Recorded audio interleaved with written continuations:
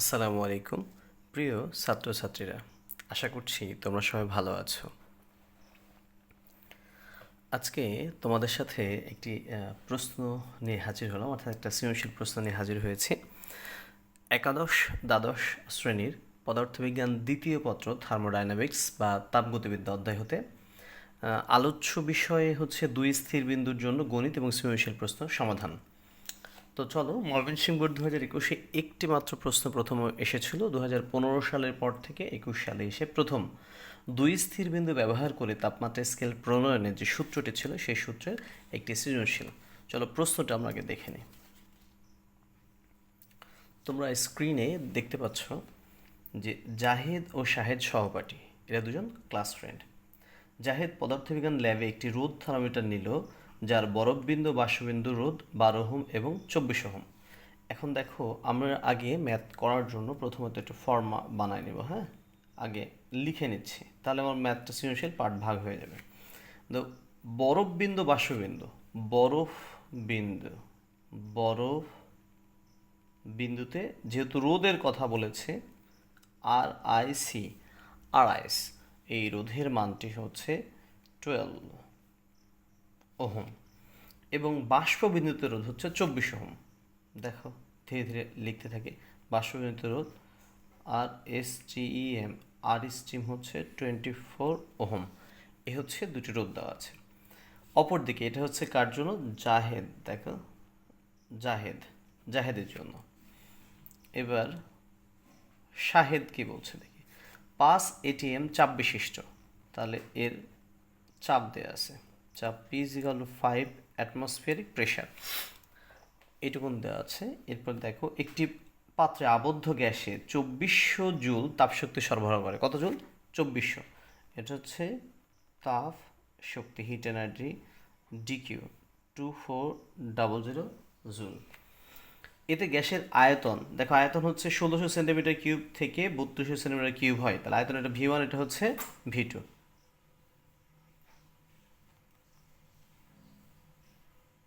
আয়তনের পরিবর্তন DV = তাহলে বেশি কে আছে দেখো, আমরা বেশির ক্ষেত্রে এভাবে লিখতে পারি যে 3200 -1600 cm কিউব, সেন্টিমিটার কিউব লিখলাম। হ্যাঁ, যখন সেন্টিমিটার কিউব লিখলাম, তাহলে এটা কত থাকে দেখো, 1600 সেন্টিমিটার কিউব। সেন্টিমিটার কিউবকে মিটার কিউব বানাতে হলে তোমার 10⁻⁶ মিটার কিউব নেবা, যেহেতু 1 cm কিউব = 10⁻⁶ মিটার কিউব, এই ভ্যালুটা বহন করে। তাহলে এটা যদি করো, তাহলে আমরা ক্যালকুলেটারে একটু দেখে নাও তোমরা আর কি। 1600 × 10⁻⁶, ফলাফল কি আসে দেখো, এটা ফলাফল আসে 1.6 × 10⁻³ মিটার কিউব। এটুকুন থাকলো। এইবার আমরা একটু পড়ে নিই আসলে আর কি বলছে। এবং অন্তস্থ শক্তির পরিবর্তন, internal energy, change of internal energy বলছে। অন্তস্থ অভ্যন্তরীণ শক্তি, হ্যাঁ, অন্তস্থ শক্তির পরিবর্তন DU = 1589.4 জুল। এটা আমাদের বলেছে অন্তস্থ শক্তির পরিবর্তন। ঠিক আছে, তাহলে আমাদের দেখো জাহেদ এবং শাহেদের দুটি ভিন্ন ভিন্ন মান আমরা এখানে লিখে ফেলেছি, দেওয়া আছে। 250 ডিগ্রি সেলসিয়াস তাপমাত্রায় জাহেদের থার্মোমিটারের রোধ কত? কত তাপমাত্রা বলেছে বলো? 250। তাহলে দেখো, এইখানে জাহেদের জন্য লিখবা তাপমাত্রা θ = 250 ডিগ্রি সেলসিয়াস। তাহলে চাইছে কি দেখো, জাহেদের থার্মোমিটারের রোধ। কার থার্মোমিটার রোধ চাইছে? জাহেদের থার্মোমিটারের রোধ। তাহলে দেখো 250 ডিগ্রি সেলসিয়াস তাপমাত্রায় রোধ, আর থিটা = কি দেবা? হোয়াট। কি দেবা? হোয়াট। আসো, এই দেওয়া আছে, তাহলে আমরা সূত্রটা এখন লিখে নিই, লিখে নিয়ে সলভ করার চেষ্টা করি। আমরা জানি, আমরা কি জানি? তাপমাত্রা থিটা আর theta - RIC / RSTEM minus RIC into 100°C। মানটা বসাই নাও, আমরা দেখি কত কত হয়। দেখো আমাদের এখানে থিটা মান 250 আর থিটা RIC এর মান কত দেখো 12, RST মানে 24 মাইনাস 12 ইন্টু 100। তাহলে 100 গুণ আছে, তাহলে এই পাশে আসলে কি হবে, ভাগ হবে। 250 ভাগ কত দেব 100 equal to r theta minus 12 divide by ফলাফল 12 থাকে, তাহলে 250 100 দ্বারা ভাগ করলে 2.5 হবে equal to r theta minus 12 divide by 12 হয়। তাহলে আমরা একটু ক্যালকুলেট করে দেখব যে দেখো 2.5 দিয়ে করলে 12 দুগুণে 24 আর 6 30 হওয়ার কথা। চলো দেখুন 2.5 ইন্টু হচ্ছে 12 30। তাহলে এই 2.5 আর 12 গুণ দিলে এখানে কি লিখবো 30 হয় is equal to r theta minus কত 12, মাইনাস 12 পাশে নিয়ে আসো 30 প্লাস 12 রেজাল্ট কী হবে আর থিটা। তাহলে আর থিটা রেজাল্ট কত হলো 42 একক কী হবে ওহম।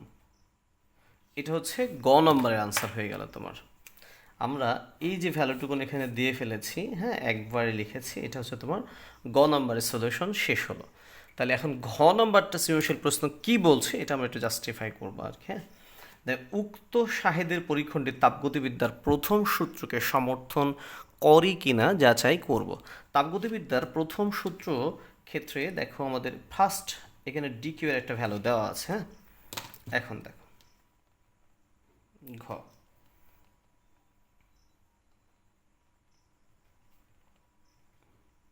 আমরা জানি ডিকিউ প্রাইম ডিউ প্লাস ডিডাব্লিউ, এটা হচ্ছে তাপগতিবিদ্যার প্রথম সূত্র। হ্যাঁ তাহলে দেখো বা ডিকিউ প্রাইম ডিউ প্লাস ডিডাব্লিউ যেটা আমরা জানি পিডিভি, এটা আমরা জানি।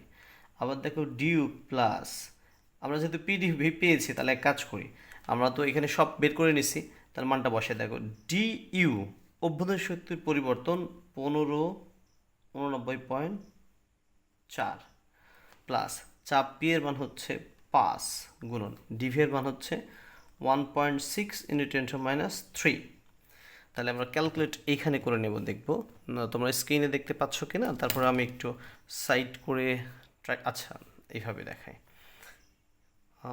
1.6 মাল্টিপ্লাই 10⁻³ এটা ফলাফল আমার এরকম ক্যালকুলেটর প্রথমে নিয়ে আসবো, গুণন কত 5 গুণন দিলাম এত আসলো প্লাস 1589.4 ফলে 1589.408 1589.408 আছে। তাহলে দেখো আমাদের ডিইউ এত ছিল, পিডিভি টোটাল ভ্যালু পেলাম 1589 কত 8 পাচ্ছে। এখন আমরা ফলাফল আসলে যে ডিকিউ ছিল তাপশক্তি, তারপরেও তোমাদের যদি মনে হয়, হ্যাঁ আমি ক্যালকুলেশন একবার চেক দিয়ে দিচ্ছি। দেখো আমাদের ডিউ 1589 দেওয়া ছিল, তাহলে তো কোনো কারণে এখানে প্লাসে একটু সমস্যা হতে পারে, আমরা চেক দিয়ে নিই আরেকবার। দেখো 1.6 মাল্টিপ্লাই 10⁻³ এত আসলো গুণন 5 এটা এসেছে, তাহলে প্লাস 1589.4 তাহলে ভ্যালু আসলো 1589.408 আসছে। তো এখানে একটা ঘটনা আছে আমি বলে রাখি, দেখো আমরা এই যে পাস এটিএম একটু খেয়াল করবে, আমরা এখানে একটা রাশি বসাই দেবো আর কি। হ্যাঁ যে এইখানে আমরা মিটার কিউব আছে জুল আছে, বাট এখানে অ্যাটমসফিয়ারিক কি আছে প্রেশার আছে, কি আছে অ্যাটমসফিয়ারিক প্রেশার। তোমাদের একটু বলে রাখার দরকার যে 1 ATM পারদচাপ মানে অ্যাটমসফিয়ারিক প্রেশার, পারদচাপ হচ্ছে 1 × 10⁵ প্যাসকেল। এটার মান আরও আছে যে 101 325 এরকম মান নিতে পারো। তাহলে এই যে 5 ATM আমরা লিখেছিলাম, এই জন্য তোমার এই যে মানটা কম আসছে আর কি, এটা এসআই হবে কনভার্ট করতে হবে। 5 × 10⁵ কত হলো 5, তাহলে আমরা এখানে উত্তর দিতে 10⁵ কত নিয়ে নেব 5 দিয়ে দেবো, তাহলে আমাদের ফলাফল সুন্দর চলে আসবে। দেখবা যেহেতু এসআই কনভার্ট করেছিলাম না, এই জন্য এখানে ইকুয়াল হচ্ছে না, তবে ইকুয়াল হওয়ার কথা। আরেকবার দেখো 1.6 × 10⁻³ ইকুয়াল করে নিলাম, মাল্টিপ্লাই 10⁵ এটা করে নিলাম 160 আসে, গুণন 5 হয় 800 হচ্ছে। হ্যাঁ 800 প্লাস হচ্ছে এটা দেখো প্লাস 1589.4, তাহলে ফলাফল আসছে 2389 এত, 2389.4। এটাকে আমরা 2400 জুল ধরে নেব। কেন? কারণ বলে নিই কেন। কেন এই চাপের মান যদি 101 325 বসাও তাহলে এক্স্যাক্ট ভ্যালু 24-এর কাছে আসবে। যেহেতু 10⁵ গ্রহণ করেছি, 24-এর কিছু আসছে কি কম আসছে। তুমি যদি একটু রিটেন চেক দিয়ে নাও তাহলে তুমি কিন্তু একটু বুঝতে পারবা।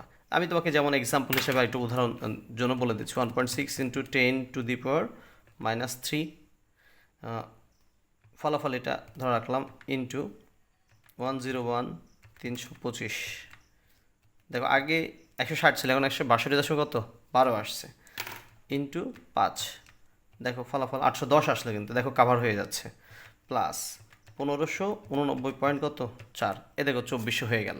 তার মানে পয়েন্টের কারণে মানগুলো কম বেশি আসে। তাহলে আমরা বলতে পারি অতএব DQ is equal to DQ prime, অর্থাৎ তাপ গতি বিদ্যার প্রথম সূত্র সমর্থন করে। এই ছিল তোমাদের ঘ নম্বরের। ম্যাথ করার সময় তোমরা একটু খেয়াল করবো যে সবগুলো মান যেন এসআই এককে কনভার্ট হয়ে যায়, নাহলে ম্যাথ কিন্তু ভুল হয়ে যাবে। সবাই ভালো থেকো, আজকের জন্য এ পর্যন্তই। এইটারই তাপগতিবিদ্যা প্রথম সূত্র ব্যবহার নিয়ে আরেকটি ক্লাসের পরেই আমি আপলোড করবো ইনশাল্লাহ। আল্লাহ হাফেজ।